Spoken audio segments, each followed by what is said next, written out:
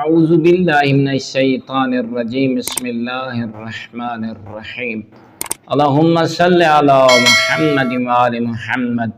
مومنین مسلمین، آج دا ساڈا موضوع ہے سورۃ الناس دی تلاوت دے فوائد۔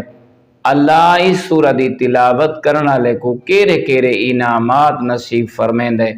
رسول اکرم صلی اللہ علیہ وآلہ وسلم ارشاد فرمینن، اگر کوئی درد ہوئے یا تکلیف ہوئے، جیڑی جگہ تے درد یا تکلیف ہوئے وجود دے وچ، اگر کوئی عبد خدا اللہ رب العزت قرآن دی سورہ دی تلاوت چا فرماوے تا اللہ حکم دیندے کہ اس میرے بندے نے جیڑی اس سورہ دی تعظیم کیتی ہے تے تلاوت کیتی ہے، او درد اور تکلیف اللہ دے حکم نال اس بندے کو دور ہو ویندے۔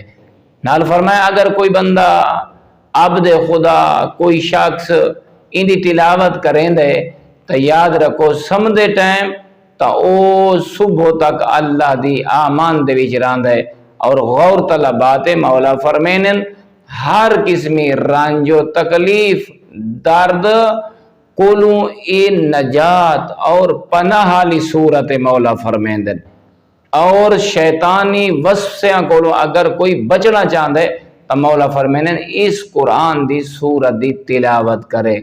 اللہ رب العزت اس سورت دے جڑے فوائد ہیں انہاں کو ساکو سمیٹن دی توفیق عطا فرماوے۔ والحمدللہ رب العالمین۔